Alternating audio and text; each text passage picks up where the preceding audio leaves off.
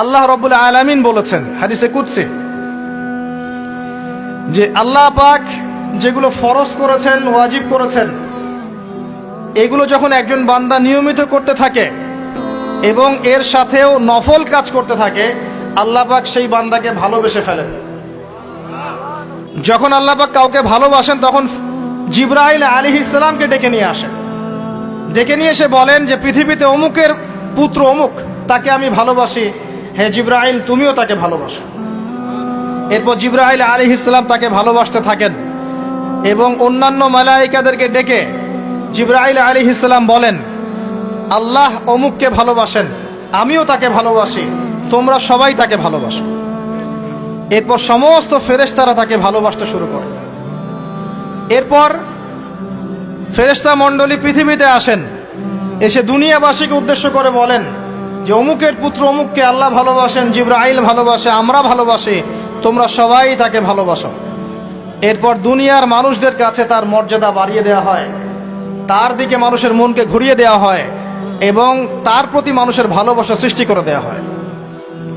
আল্লাহ পাকের নূর যখন আপনার ভিতরে আসবে, ইনশাআল্লাহ দেখবেন আল্লাহ রাব্বুল আলামিন আপনার হাতে তার দ্বীনের পতাকা দিবেন ইনশাআল্লাহ আযজা ওয়া জাল্লা।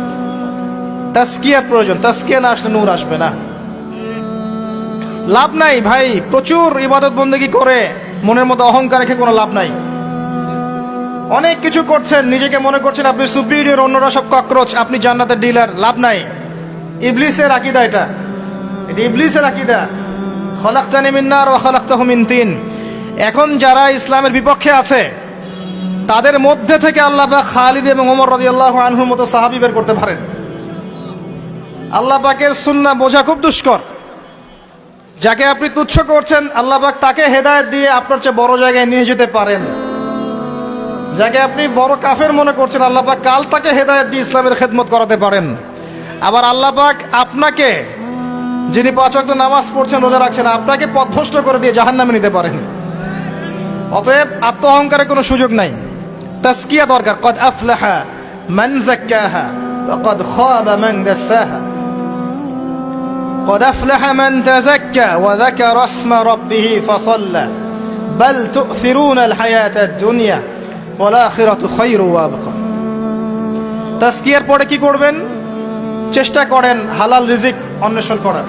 আল্লাহর ওয়াস্তে সুদ খায়েন না, আল্লাহর ওয়াস্তে ঘুষে যায় না, আল্লাহর ওয়াস্তে, আল্লাহর দোহাই দিয়ে বলছি দুর্নীতি করেন না, আল্লাহর ওয়াস্তে মানুষের সম্পদ আত্মসাৎ করেন না।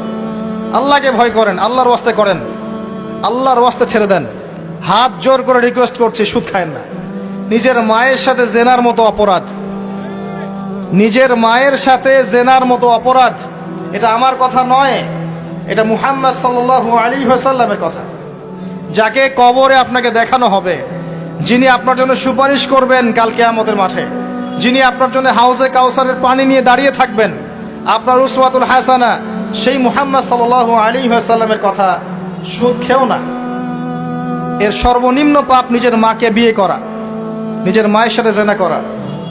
কেউ যদি এই সমাজে নিজের মায়ের সাথে জেনা করে থাকে, কালকে সকালে রাস্তায় বের হয়, আপনি চাইবেন তাকে রজম করে মেরে ফেলতে, চাইবেন না? এই কাজ দিব্যি আমরা করছি। সর্বোচ্চ পাপ সুদের, আল্লাহ এবং তার রাসূলের সাথে যুদ্ধ করা। অনেক দিন আয়াতটা বলেছি, আবারও বলছি শোনেন, কি কারণ কিছু মানুষের কানে ঢুকতেই চায় না কথা। আল্লাহ পাক বলেছেন, ইয়া আইয়ুহাল্লাযীনা আমানু, হে মুমিনগণ, ইত্তাকুল্লাহ, আল্লাহকে ভয় করো। ওয়া যারু মা বাকিয়া মিনার রিবা, সুদের অবশিষ্ট অংশগুলো ছেড়ে দাও। ইন কুনতুম মুমিনিন, যদি প্রকৃতপক্ষে মুমিন হয়ে থাকে। ওয়া ইল্লাম তাফআলু, যদি তোমরা এই কাজ না করো। শুনেন আল্লাহর কথা, আল্লাহ বলছেন যদি তোমরা এই কাজ না করো, ফাযানু বিহারবিম মিনাল্লাহি ওয়া রাসূলিহি, তাহলে আল্লাহ এবং তার রাসূলের সাথে যুদ্ধের ঘোষণা শুনে রাখো। The path is yours, choose your path. রাস্তা আপনার, আপনি চুজ করেন কোন পথে আপনি যাবেন। কেউ বাধ্য করবে না আপনাকে। লা ইকরাহা ফিদ্দিন, দিনে কোনো বাড়াবাড়ি নাই। তরোয়াল দিয়ে কেউ বলবে না যে সুদ খেও না, তরোয়ালের জোরে কেউ বলবে না যে ইসলাম কবুল করো। ইসলাম এগুলো হারাম, ইসলাম এভাবে ছড়ায় নাই, এগুলোর সাথে ইসলামের কোনো সম্পর্ক নাই। ইসলামের নামে যারা সন্ত্রাসবাদ ছড়িয়েছে এবং জঙ্গিবাদ ছড়িয়েছে, এগুলোর সাথে ইসলামের কোনো সম্পর্ক নাই। ইসলাম বাধ্য করবে না আপনাকে, কিন্তু আপনি রাস্তা, ওয়াহাদাইনাহুন নাজদাইন, দুইটা পথ আমি দেখিয়ে দিয়েছি, আপনি একটা চুজ করেন। ইম্মা শাকিরা ওয়া ইম্মা কাফুরা, ইচ্ছা হলে আপনি কুফরি করেন, ইচ্ছা হলে কৃতজ্ঞ হন। আল্লাহ বলেছেন সুদ খেও না, নিজের মায়ের সাথে জেনা করা, আল্লাহ এবং তার রাসূলের সাথে যুদ্ধ করা। আপনি পথ চুজ করেন। একটা টাকা যদি হারাম থাকে রিজিকে, আপনার ইবাদত কবুল হবে না। সে যেই হোক, দাড়ি টুপি পাগড়ি জুব্বাওয়ালা মানুষও যদি সুদ খায়, জায়েজ হয়ে যাবে না। পৃথিবীর সমস্ত মানুষ যদি ভোটাভুটি করে যে সুদ হালাল, হালাল হয়ে যাবে না। পরিবারের হালাল রিজিকের ব্যবস্থা করেন।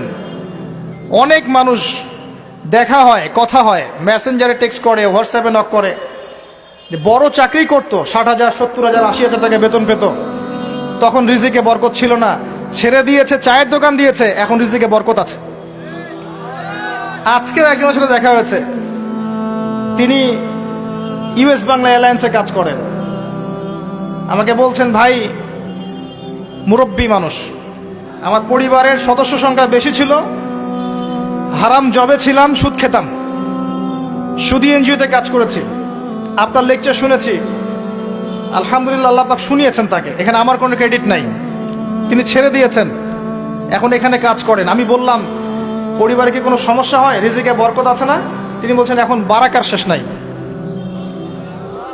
বলছে কেউ অসুস্থ হয় না পরিবার আমার এখন, আগে ডেইলি অসুস্থ হতো। আমার টাকা চুরি চামারি হয় না, আগে আমার টাকা আত্মসাৎ হয়েছে।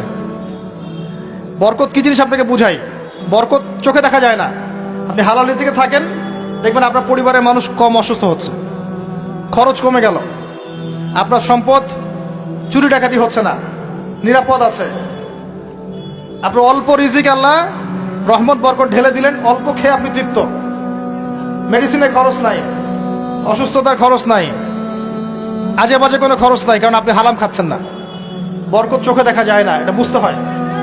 আবার দেখবেন মাসে কোটি টাকা আর্ন করছেন, এই যে বড় একটা ক্যান্সার, এই যে একটা রোগ শেষ হচ্ছে আরেকটা শুরু হচ্ছে, বাবার অসুখ, মায়ের অসুখ, এই সমস্যা ওই সমস্যা, একটার পর একটা লেগেই আছে। এই প্রজেক্ট নষ্ট হচ্ছে, ওই প্রজেক্ট নষ্ট হচ্ছে, আবার মানুষ ছিনতাই করছে, চুরি ডাকাতি করছে। এটা আল্লাহ পাকের গজব। রহমত বরকত চোখে দেখা যায় না, এটা আপনাকে বিশ্বাস করতে হবে যে আল্লাহর পক্ষ থেকে এগুলো আসে। ইমানের 6 পিলার শক্ত গায়েব, আল্লাহর বিশ্বাস গায়েব, মালায়েকা ওয়া কুতুবিহি ওয়া রুসুলিহি ওয়াল ইয়াউমিল আখির ওয়াল কদরি খাইরি ওয়া শাররি, সবই গায়েব। অদৃশ্য বিশ্বাসের নামই তো ঈমান। তো বরকত রহমত কি দেখা যাবে? দেখা যাবে না। রূহ বা আত্মাকে দেখেছেন? আপনার শরীরে নাই। এইভাবেই আল্লাহর রহমত বরকতে বিশ্বাস করতে হবে। আল্লাহ পাক ইনশাআল্লাহ তাআলা আপনার হালাল অল্প রিজিকে বারাকা দিবেন ইনশাআল্লাহ।